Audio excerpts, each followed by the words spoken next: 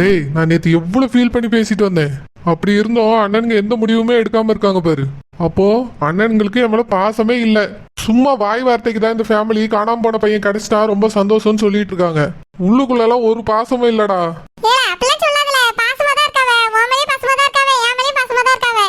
எல்லாம் நடிப்பு அஸ்வின். அப்ப நான் எவ்வளவு ஃபீல் பண்ணி சொல்லிட்டு வந்தேன்.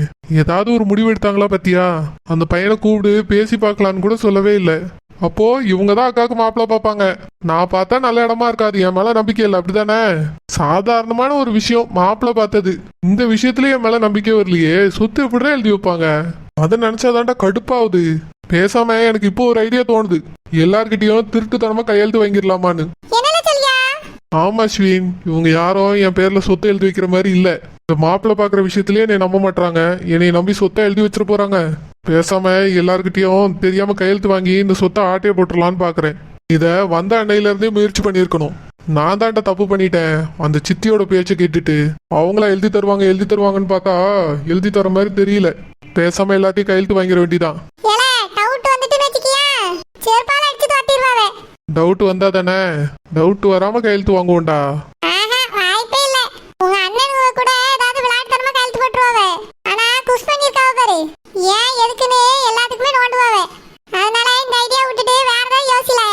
அதான்டா அக்காவுக்கு கல்யாணம் பண்ணி வச்சுட்டு நல்ல பேர் எடுக்கலான்னு பார்த்தேன்.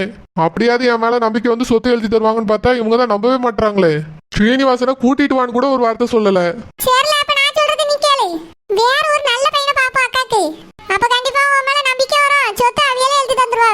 அதெல்லாம் கிடைக்க லேட் ஆகும்டா. நான் உங்ககிட்ட என்னடா சொன்னேன்? தரகர் பார்த்து சொன்னா அவருக்கு தான் கிரெடிட் கிடைக்கும், நம்மளுக்கு ஒரு நல்ல பேரும் கிடைக்காது. தரகருக்கு கமிஷன் காசு நீயா கொடுப்ப? நீ என்னமோ தரகர் வேலை பார்த்த மாதிரி சொல்லாதடா. அதெல்லாம் உங்களுக்கு உடனே காசு கொடுக்கணும். என்கிட்டயே காசு இல்ல. பெட்ரோல் காசு வாங்குறதே பெரிய பாடா இருக்கு. இவ்வளவு நாள் தாண்டா நானும் நல்லவ மாதிரியே நடிக்கிறது. இந்த வீட்டுக்கு வந்ததுக்கு பதிலா எங்கேயாவது வேலைக்கு போயிருந்தா கூட 4 காசு கையில இருந்திருக்கும். இந்த வீட்டுக்கு உழைச்சு போட்டதுதான் மிச்சம். ஒரு நல்லது கூட நடக்கலடா இது வரைக்கும். இப்போ கூட நான் இந்த குடும்பத்துக்கு நல்லதுதான் செய்ய யோசிச்சேன். ஸ்ரீனிவாசன்ட்ட பேசிட்டு இந்த கல்யாணத்துக்கு சம்மதம்லாம் வாங்கினேன். ஆனா இவங்க அவனுக்கு கட்டி கொடுக்கறதுக்கு அவ்வளவு யோசிக்கிறாங்க. அப்போ இருக்கவனுக்கு தான் எல்லாம் கொடுப்பாங்க. நம்மள மாதிரி இல்லாதவனெல்லாம் மதிக்கவே மாட்டாங்க அப்படித்தானே? இதுல இருந்து தெரிய வேண்டாம் இந்த குடும்பம் எவ்வளவு மோசமான குடும்பம்னு.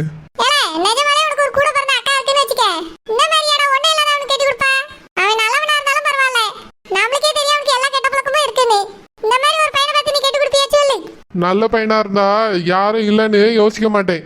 ஏன் வசதி கம்மியா இருந்தாலும் பரவாயில்லன்னு நான் கட்டி கொடுத்துருவேன். நான் நல்லவன் தாண்டா அந்த விஷயத்துல பாக்கும்போது. அந்த குடும்பத்துலதான் எல்லாரும் கெட்டவங்களா இருக்காங்க.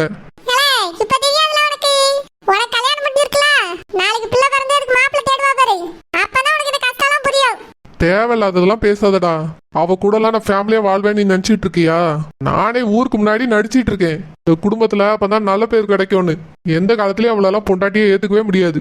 பணம் கைக்கு வந்த உடனே வெளிநாட்டுக்கு எஸ்கேப் ஆயிருவேன். ஆளெல்லாம் பார்த்து பேசியாச்சு. எல்லாத்துக்கும் அப்ளை பண்ணியாச்சுடா. அவ்வளவுதானே, உனக்கும் சேர்த்தே பண்ணிருவோம். நாளைக்கு என் கூட வா, கொஞ்ச நேரம் தான் ஆகும், அப்ளை பண்ணிட்டு வந்துடலாம். முதல்ல எல்லாத்தையும் எப்படி கையெழுத்து வாங்கலான்னு யோசிடா.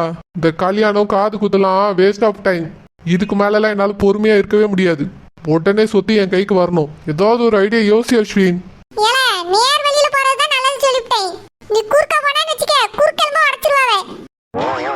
அப்போ வீடு வீடா போய் எங்க அக்காக்கு மாப்பிள்ள பார்க்க சொல்றியா? அதெல்லாம் ஆவற கதையாடா நீ வேற. அஸ்வின் கொஞ்சம் பொறுமையா பேசி, சித்தி வராங்க. அவங்க வந்த உடனே வேலை இருக்குன்னு சொல்லிட்டு நீ போயிரு. அவங்க என்கிட்ட தான் பேச வர மாதிரி தெரியுது.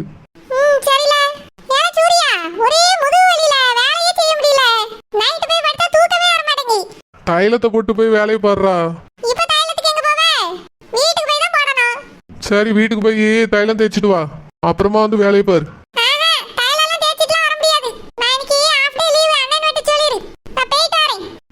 சரிடா. அது முதுகுல புடிச்சுக்கிட்டான். தோட்டத்துல வேலை அதிகம்ல.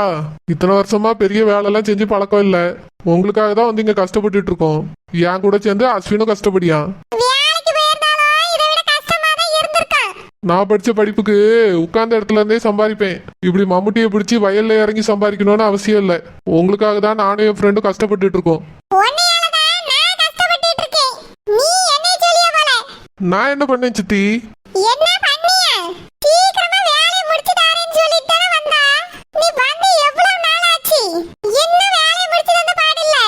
இங்க பாருங்க சித்தி, என்னால முடிஞ்ச வரைக்கும் நானும் ட்ரை பண்ணிட்டு தான் இருக்கேன்.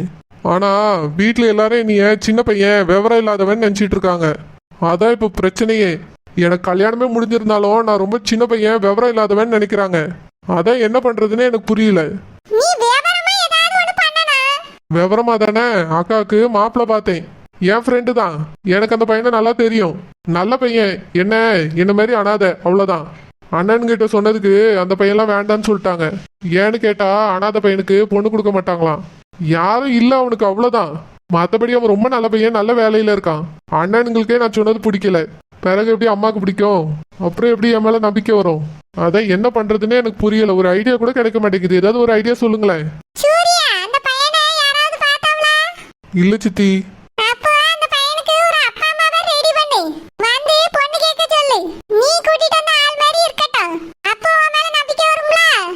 இல்ல சித்தி, அது சரி வராது. அண்ணனுங்க சும்மா ஒன்னும் அக்காவை கட்டி கொடுக்க மாட்டாங்க. 4 இடத்துலயாவது அந்த குடும்பத்தை பத்தி விசாரிப்பாங்க. விசாரிக்கும் போது நான் மாட்டிப்பேன். தப்பே பண்ணாலும் அதை சரியா பண்ணணும் சித்தி. அதனாலதான் நான் உண்மையை சொன்னேன். யாருமே நான் சொன்னதை மதிக்கவே இல்லை. விவரம் இல்லாம பேசுறேன்னு நினைக்கிறாங்க. என்ன சொல்றதுன்னே எனக்கு புரியல. அதான் என்ன வேணாலும் நடக்கட்டும், நான் பாட்டுக்கு பேசாம இருக்கேன்.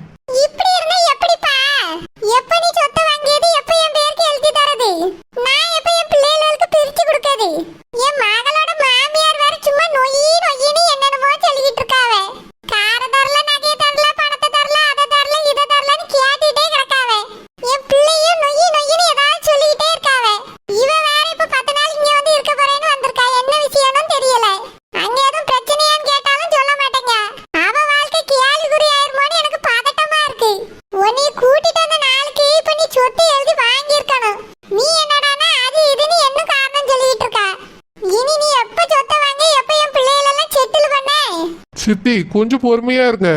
சீக்கிரமா எழுதி வாங்கிடுவேன். நீங்க எல்லாரும் சேர்ந்து தானே எனக்கு சப்போர்ட் பண்ணணும். நீங்க கூட அம்மா கிட்ட சொல்லலாம் சொத்தை எல்லாத்தையும் என் பேருக்கு எழுதி வைக்க சொல்லி.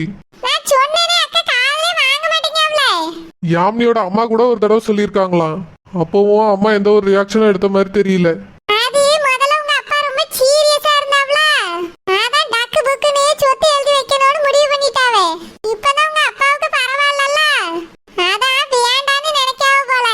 நீங்க பேசுங்க சித்தி. அம்மா கிட்ட இது விஷயமா பேசுங்க.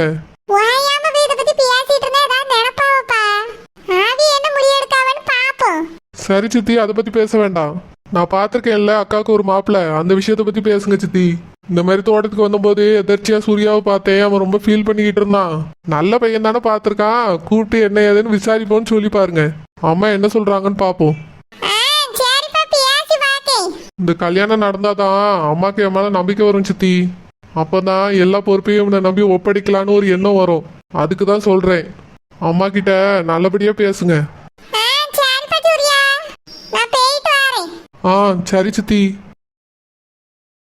இவங்க வேற எப்போ பார்த்தாலும் சொத்தை எழுதி வாங்கிட்டியான்னு ஒரே நச்சரிப்பு. நானே என்ன பண்றதுன்னு தெரியாம தான் யோசிச்சுட்டு இருக்கேன். இதுல இந்த சித்தி வேற சொத்து என் பேருக்கு வந்த உடனே அவங்க பிள்ளைகள் வாழ்க்கையை செட்டில் பண்ணுமா. நானே என் வாழ்க்கையை செட்டில் பண்ணலான்னு யோசிச்சுட்டு இருக்கேன். இவங்களுக்கு அவங்க கவலை. யார பத்தியும் எனக்கு கவலை இல்லை. அந்த கையெழுத்துக்காக தான் நானே வெயிட் பண்ணிட்டு இருக்கேன். கையெழுத்து மட்டும் வந்துருச்சு, அதுக்கப்புறம் ஒரு நிமிஷம் கூட நான் இங்க இருக்க மாட்டேன். சின்னத்தே, என்னத்தே பார்த்து ரொம்ப நாள் ஆச்சு. ஒரு வேலையும் இப்பெல்லாம் சொல்றது இல்ல. ஆனந்த் இப்ப தோட்டத்துல தான் இருக்கான். அடிக்கணுமா மிதிக்கணுமா கைய கால உடைக்கணுமான்னு சொல்லுங்க.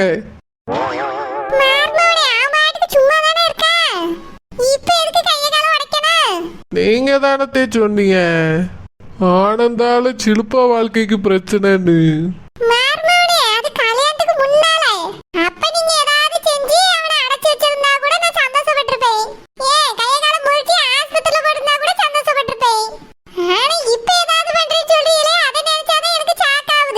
அப்போ தப்பிச்சுட்டான் தே. இப்பதான் தோட்டத்துல சும்மா கிடக்கான். வேணும்னா ஒரு வார்த்தை சொல்லுங்க, ஆளுகளை அனுப்பி முடிச்சு விட்டுறலாம்.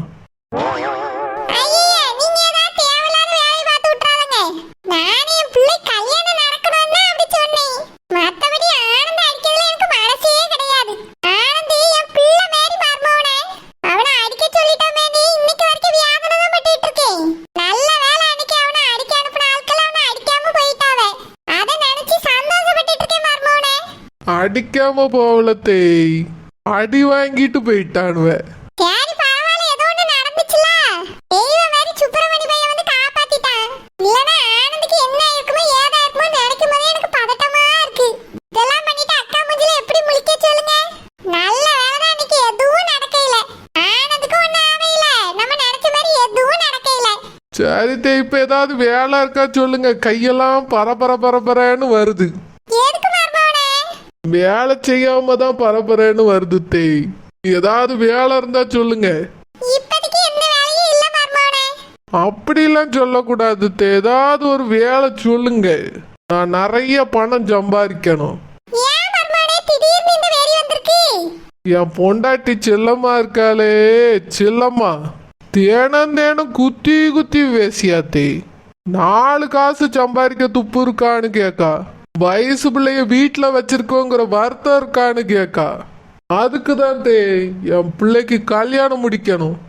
அதுக்கு நிறைய பணம் சேர்க்கணும். அப்பதான் தே என் பொண்டாட்டி என்னைய மதிப்பா. அதான் உங்ககிட்ட கேட்க ஏதாவது வேலை இருக்கான்னு. அப்ப என் பிள்ளைக்கு ஒரு நல்ல வரன் பார்த்து சொல்லுங்க தேய். 5 பைசா கூட கேட்க கூடாது. வரதட்சணையே வேண்டான்னு சொல்லிட்டு என் பிள்ளைய கட்டிட்டு போனோம். முடிஞ்ச நகையை போட்டு கட்டிட்டு போனோம். அதே மாதிரி கல்யாண செலவு அவனே பண்ணிக்கிட்டணும். என்கிட்ட 1 பைசா எதிர்பார்க்க கூடாது. நான் பொண்ணை மட்டும்தான் கட்டி தருவேன். அந்த மாதிரி ஏதாவது வரன்னு இருந்தா சொல்லுங்க தேய்.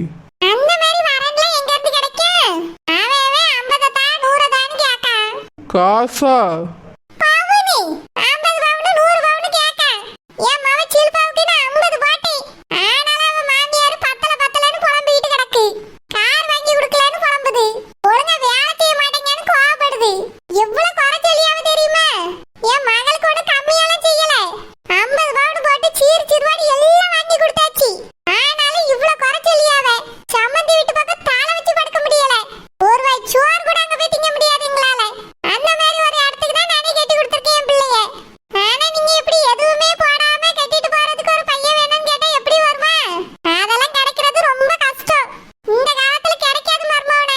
ஏத்தே, நீங்களே இப்படி சொன்னா எப்படின்னா வேற யார்கிட்ட போய் கேப்பேன்? உங்களை தான் நம்பி இருக்கேன் தேய். என் பிள்ளைக்கு ஒரு நல்ல வரன் பார்த்து தாங்க. உங்களுக்காக நான் எவ்வளவு வேலை செஞ்சிருக்கேன். சூரிய கல்யாணத்தை நிறுத்துறதுக்காக பொண்ணு வீட்டுல போய் மாப்பிள்ள குடிகாரேன்னு சொல்லியிருக்கேன். ஆனந்த அடிக்க ஆள் ஏற்பாடு பண்ணேன். ஆனந்த குடிக்க வச்சேன். இவ்வளோ வேலையை உங்களுக்காக தான் செஞ்சிருக்கேன் தேய். எனக்காக இந்த ஒரு விஷயத்த செய்யுங்க. செல்லம்மா, எப்போ வந்தா? அது ஒண்ணு இல்ல செல்லக்குட்டி, திடீர்னு வந்து கூப்பிட்டியா, பயந்துட்டேன்.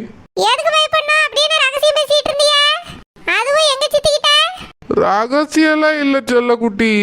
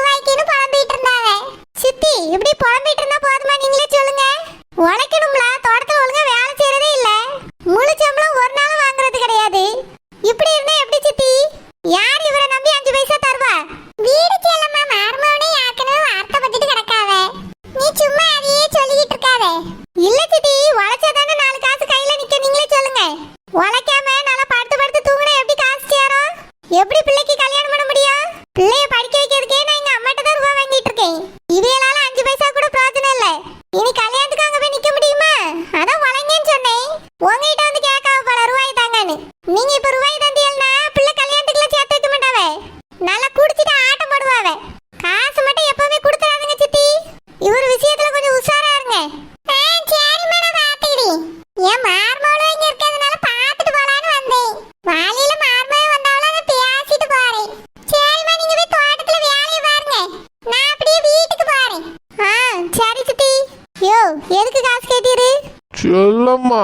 காசுலாம் கேட்கல, நிறைய காசு தேவைப்படும்னு சொல்லிக்கிட்டு இருந்தேன்.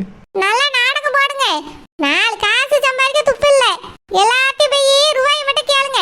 போங்க போய் வேலையை பாருங்க. சும்மா நின்று முழிச்சிட்டே இருக்காதுங்க அப்படி. சரி செல்லம். இவர் மொழியே சரியில்லையே, திருட்டு மொழியில முழிக்காரு. சித்திட்ட நிஜமாலே இதை பத்தி தான் பேசியிருப்பாவளா இல்ல வேற எதுவும் கேட்டிருப்பாரா? வேற ஏதாவது கேட்டிருந்தா சித்தி தான் உண்மையை சொல்லியிருப்பாவளே. அவி எதுக்கு மறைக்க போறாவ? ஆனா நான் திடீர்னு வந்த உடனே சித்தியும் சேர்ந்துதான் சாக்கானாவ.